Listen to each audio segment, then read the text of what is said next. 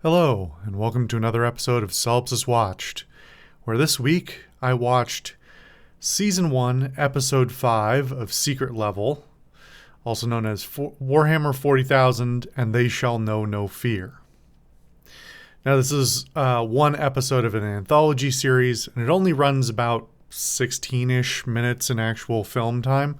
And normally that would be a little less than I want to actually talk about in an episode like this, but I think that, one, there's a decent amount to unpack within it, and it allows me an opportunity to highlight something that I started to talk about during my playthrough of Space Marine 2, and that I'd like to extrapolate on a little bit. Now, I actually watched this. I was aware of it and had seen bits of it before near when it came out, I want to say. But I had not seen the whole thing until right after finishing. I had planned ahead and watched it right after finishing the campaign for Space Marine 2, which at time of recording now is almost 3 months ago, even though the episode only aired, or well, I guess anyway, it was some months ago now that I actually watched it, and I intended to talk about it and record something like this and then post it when the last episode aired, but partially I got distracted trying to do too many 40K things at the same time. There will be another upcoming 40K video in the foreseeable future, because I can't parse down the individual topics I want to talk about without them spinning out of containment. So anyway, I'm finally coming back to it now that it is close to the end of when these videos should be, the Space Marine videos should be airing, and rewatched it so I could talk about it again and refresh my memory and also get a fresh take on it, because especially at the end of that game, I was a little bit, hyped up about it, both in a positive way and a negative way. Because there's things I really like about that game, and there's things that I have trouble with, both as a game and even more so as a piece of media in the context of the 40K universe, which throughout that series I talked a good chunk about it, and I will continue to.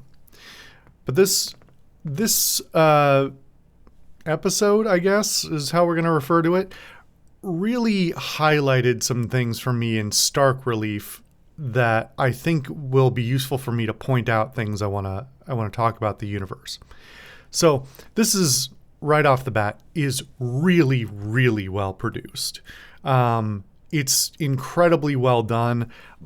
Apparently, the guy who made the Astartes project, which has since been stripped from the internet because Games Workshop is litigious as hell, they took him on in some official capacity, and then he got passed along to the company that made this episode.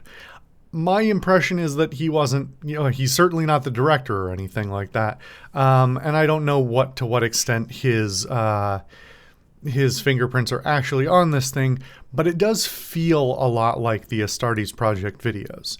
There are a lot of directorial qualities about it that make it feel very similar stylistically. But I think that may more just be other producers and the director and stuff aping his style more than his actual work, since I couldn't even find his name in the credits. So anyway, if you haven't seen Astartes Project, I recommend that as well. It's incredibly well made if you can find it, because it is still out there. It's just not legally out there because Games Workshop took it down because they hate fans, I guess. But anyway, this is an incredibly well-produced piece of media. It is probably on par with Astartes Project. I would say Astartes Project actually has some things that I think are better. However, the absolute visual polish level that is in this particular production is higher. No surprise, an entire, corporate team of animators versus one guy making a fan movie. I mean, when you stack it up like that, it's really actually it's a reminder of what a stunning job that guy did, because it's almost on par. But anyway, I'm digressing again, which I'm sure I will continue to do. So really, really well produced, amazing visuals, amazing audio work. All the designs are wonderful. The use of dark and light and lighting stuff and all these effects to amplify the emotions of the situations, the tension, all these other things, top to bottom, really, really well produced. I sort of buried the lead here, which is this is part of the reason I planned to watch this when I did, was because it is a story about Titus, technically. Apparently it is supposed to, like, chronologically happen after the events of Space Marine 2. But frankly, there is so little content in this 16 minutes, actual, like, lore and really anything. It's basically one extended fight scene, which is fine. It's very good at that. But this could have been slipped anywhere in the chronology. There's basically nothing that required it to be where it is. And in fact, Titus's appearance in this makes him look substantially younger to my eye than he does in the games. He looks like a much younger man, but he already has the laurel and the laurel wreath and all that. He's got the accolades that he received. He's still only a lieutenant, but he's chronologically it is after Space Marine 2. So production wise, excellent. No notes, basically perfect. There are things I could nitpick in incredibly small ways that I wish an edit was just like a quarter of a second faster or slower or something like that, or given a little more time to linger. But honestly, that's, then I'm really picking at it. So production wise, excellent. Now let's talk about narratively. Like I said, this is already I already said this is basically just one extended fight scene. It is bookended at the beginning and end, basically by some brief scenes of their like prep time and then their extraction, and that does give a bunch of narratively important information and things that are going to lead into my main topic. But it is mostly nothing but sound effects and music for the duration. There are like 3 spoken lines in the entire thing, plus some like dubbed narration at the beginning and end, spoken by I think it's Meta Urus, who is apparently the guy who found and recruited Titus in the first place. And the whole framing of this is basically going to be straight spoilers, but it's 16 minutes and just go watch it if you don't want the incredibly loose lore spoilers. It is bookended by this narration by Meta Urus, where he basically reiterates at the beginning and end that he found this boy who had never known fear. That's Titus. And the framing that it's put in the framing it's used for in this particular piece of media, which apparently is totally canon, is that he seems to be like, the way he presents it is that he's sort of afraid of that this boy is very unusual, or the man who used to be a boy is very unusual and kind of scary. And especially in something like the Imperium, anyone who's like weird in any way gets flagged, right?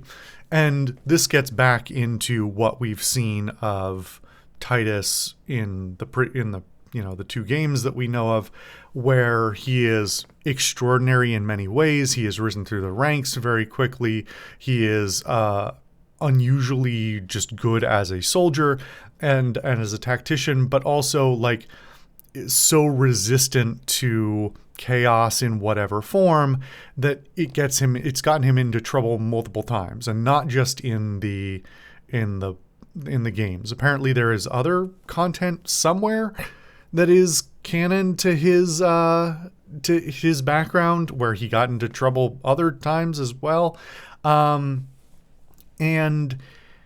to go back to the sort of framework of this episode, they talk this framing of him as like the child who was never scared.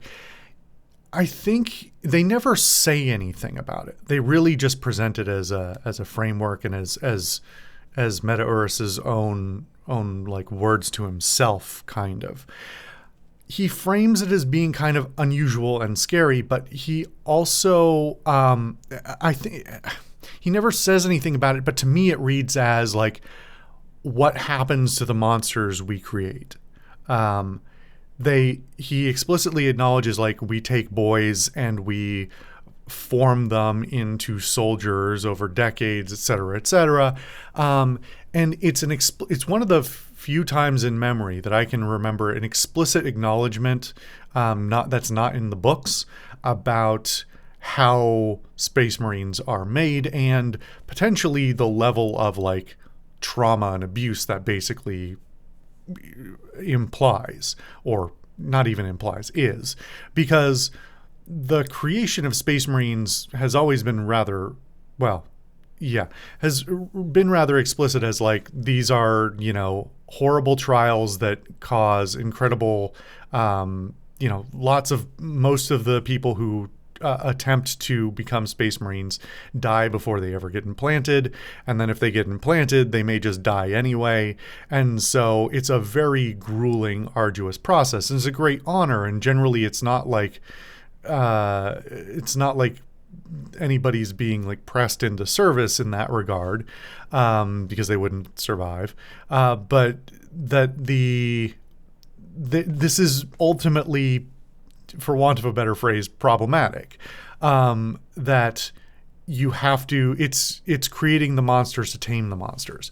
Now, I don't want to go back too far in the history. This could turn into a 3-hour video. Going back to the unification wars of Terra, like from the very start, I'm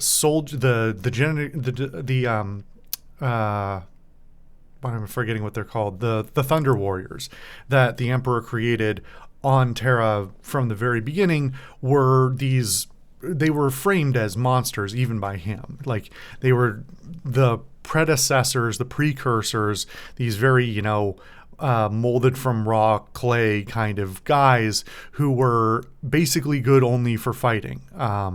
And at the end, he, executed them all because that's all he could do. They were not feral, but they might as well have been. And so the creation of the legions was supposed to be the refinement of the Thunder Warriors.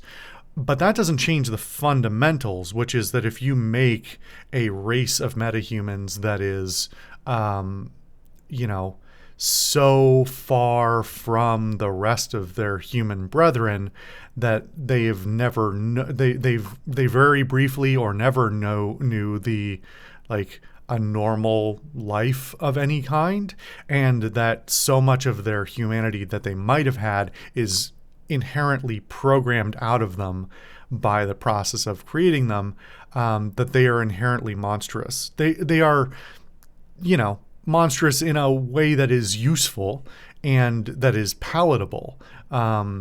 Because as we see in Space Marine and so many other things, when the Space Marines show up, they are revered as saviors and like demigods, basically the hands of the Emperor himself, because they are so close to, not only because like from a technical standpoint, they are so close to the Emperor, carrying his gene seed in some respects indirectly, but that they are, they are the tools. They are tools so incredibly powerful.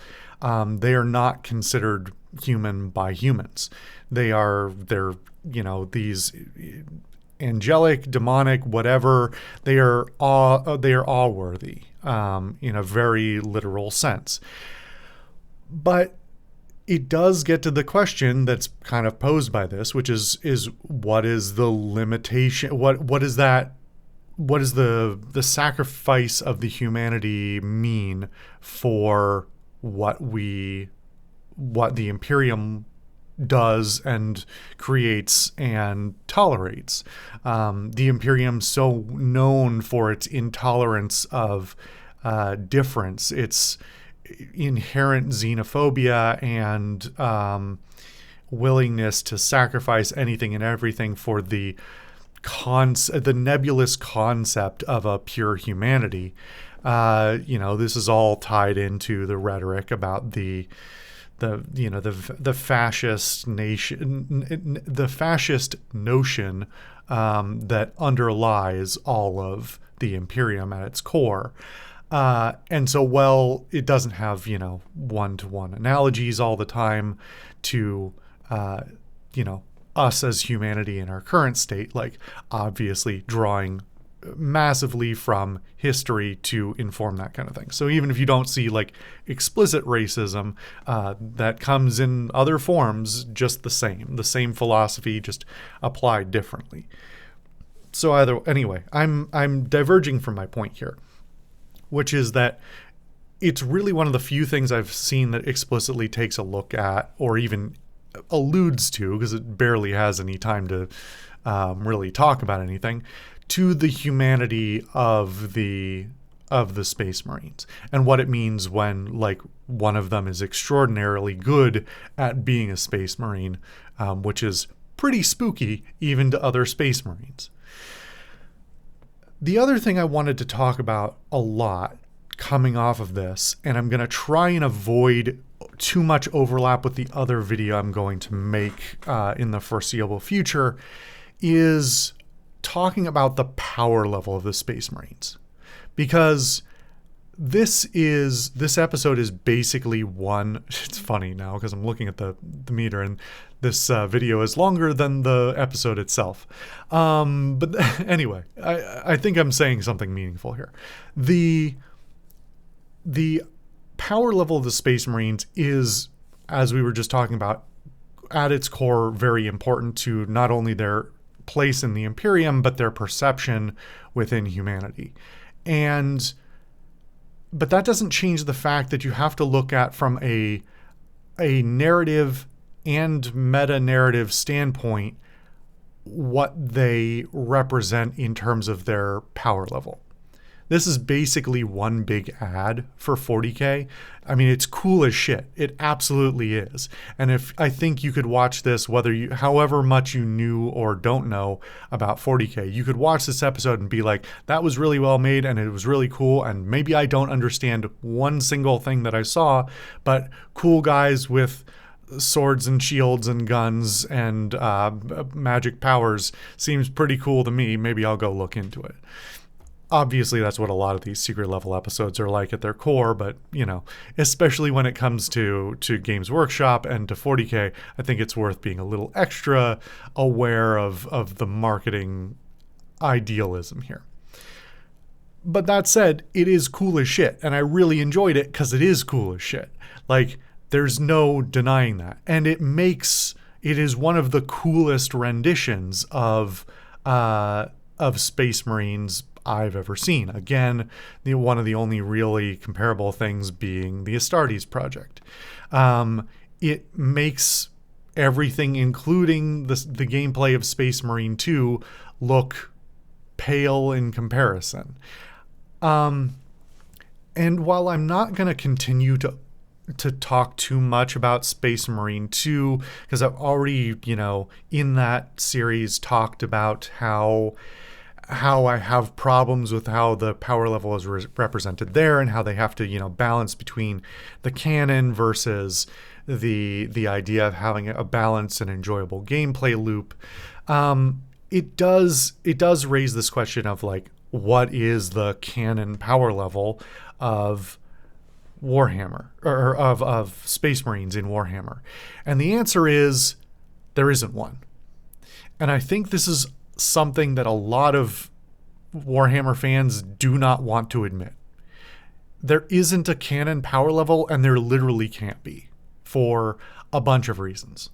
Now, in this episode, we see them in their initial chunk being like total badasses, shrugging everything off, completely unfazed by this horde of rowdy cultists with vehicles and heavy weapons and stuff. They are trained experts. They have done this for hundreds of years. This isn't their first rodeo, and they're not worried about it. But it is set up from the very beginning, some of the first shots of the episode, that this is a mortality level absolute, I believe, is what the screen said. And so they were sent on what it was basically a suicide mission, and they acknowledged that when they took it. I mean, they didn't have an option, but but apparently this operation was so important that they were willing to sacrifice some extremely senior members of the Ultramarines, including a sergeant, a lieutenant, and I think just 2 veterans, to complete this job. And sometimes that's what the Imperium needs them to do, and they accept that as their lot in life. But there is a massive and very clearly intentional contrast between the first bit and the second bit. Where the first bit, they are really showing these are unshakable warriors. Nothing, no weapon can, scare them even. Like the worst they're going to do is take some heavy fire and have to change their tactics a little bit. But they know how to, this is, not their first rodeo. It is their 400th year of rodeos. So then it is contrasted with the second chunk of the latter chunk, I would just say, of the episode, which is about this combat within the actual reason they're there, which is to destroy this chaos idol, and eventually, spoilers obviously, to get into combat with this chaos sorcerer, who very quickly dispatches 2 of the 4 of them with basically no resistance. And this is the issue with 40K as an IP and as a game. And I mean the tabletop, because from the very start, Warhammer came out of a wargaming history that was about realism. Like wargaming, there's some debate about it, but basically wargaming came out of originally this idea of doing practice scenarios for real wars, where during World War II especially, they were doing, sitting in bunkers with, pieces being pushed around going, okay, this team, these guys are going to play as the opposition. We're going to play as our side, and we're going to do our best to figure out a scenario that creates the least losses and the most, the most wins and whatever. And that then, in British culture, would end up in the civilian market doing real wargaming stuff, and then it would end up evolving into things like Warhammer 40K, which then still needs to be balanced as a game, because you can't just play you could all play Marines versus Marines, I guess, if you wanted to. But when you have multiple factions with different strengths and weaknesses and stuff, then you're getting into, again, game design and needing to have things that are fun and balanced to play against each other. So you can't just have Space Marines shrugging everything off when because they're the best of the best. They have to be balanced. And for most of the history of the IP, they've done a reasonable job of trying to balance that. And when you get it, then you so then you get into the narrative stuff like the books, which is sort of the first thing that really came out of after the tabletop game became bigger. They started writing lore books and stuff like that. Then you get into problem number 2, which is you have different writers who are writing with different levels of restraint and different constraint from the people who are hiring them to write on behalf of Games Workshop. And so if you read through any number of books from the Black Library, you will quickly see the inconsistencies in the writing. This is not just for the Space Marines. This is every faction, every unit has a completely random power level depending on what is necessary for the scene. And from a narrative standpoint within an individual book, that's kind of fine. But when you write hundreds and hundreds of books over the course of decades, you end up with inconsistencies.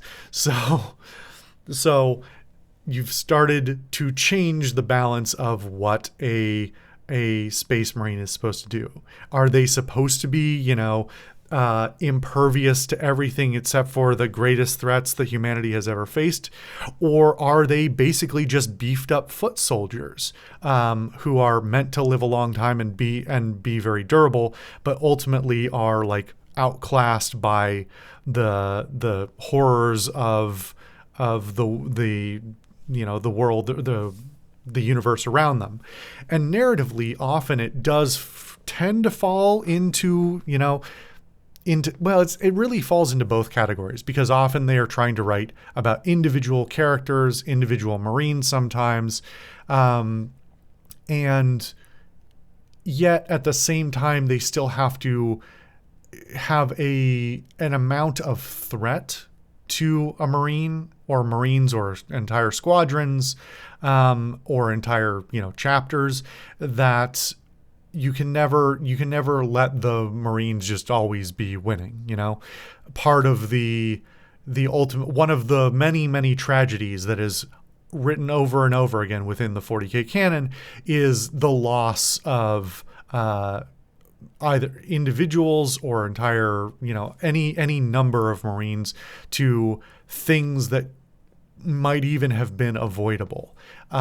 And that is then a sort of commentary within the IP about the nature of the Imperium and its willingness to misuse and dispose of any asset, no matter how valuable that asset might be perceived to be. So we get back to this question of how do you balance in a meaningful way for all of these different properties, whether it's tabletop game, book, movies and TV, video games, which also run the gamut, because like power level between Dawn of War and Space Marine are wholly different things. Same with, even things like Fire Warrior. Does anyone know Fire Warrior? Everything has to end up scaling. And so you end up unable to answer the question of like, what is the strength of one Marine? What is the usefulness of one Marine? What is the level of difference between a novice Marine and a veteran, or a veteran and a ranking officer, or a ranking officer with a notable name who is repeatedly written or presented as being extraordinary. Somebody like Titus. Is Titus really that much better, stronger, smarter, faster, whatever, than all of his compatriots? Or is it luck? Like, is it a roll of the dice? Is it narrative convenience because that's what that's what the writer needs at the time? And of course, when you're writing a piece of fiction that is focused on an individual character, you try and balance between not making them a Mary Sue or a Gary Stu, not making them impervious to all things and the best goody two shoes, but also the strongest and smartest.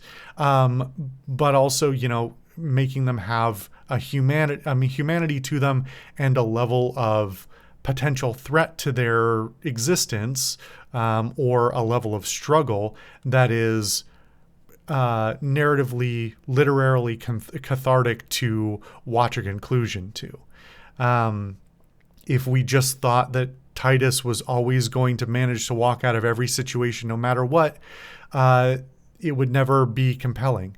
To the point that that is a joke within 40K itself when you get to like Caiaphas Cain, who, yes, is extraordinary in very many ways, but he's a tragic figure of his own, where he's just like continues to survive and be promoted despite all of his attempts for that to not happen, because he's like in sort of a humorous twist on his own tragic story. He can't befall tragedy because he's a sane person in an insane world who makes smart decisions that somehow nobody else can possibly come up with.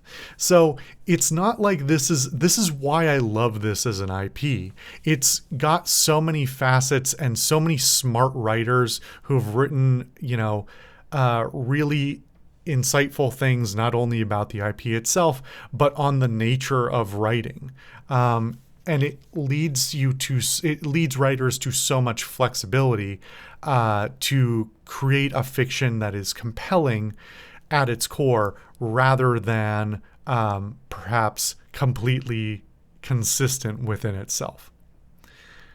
This does mean that people like me and people with louder mouths and slower brains like to point out the inconsistencies sometimes, and for various reasons. Obviously, for me, I like lore stuff. I like getting a world building concept. For other people, it's I love my guy and he's the best ever, and I want him to be the strongest and be impervious because I gave him a funny paint job. But anyway, I'm starting to digress. This was obviously a little bit different than my usual Solipsist watch, but I hope that you stuck around for this if this is what interests you. This is sort of half a Solipsist Rambles as well. So I think this is a really interesting piece of fiction, even if it's very brief. I think it acknowledges some questions that are often not acknowledged within either the fandom itself or from the company, as to their own both their own fiction and the problems of the Imperium, as well as sort of the writing problems that come with such a sprawling, confusing, and multifaceted IP that really has to balance too many things to the point that it's unbalanceable. But I really like this. I think it's really, really solid. And even if you don't care for 40K at all, I think it's absolutely worth the 16 minutes to watch. Anyway, thank you all for watching another episode of Solipsist Watched, and I'll see you for something different next time.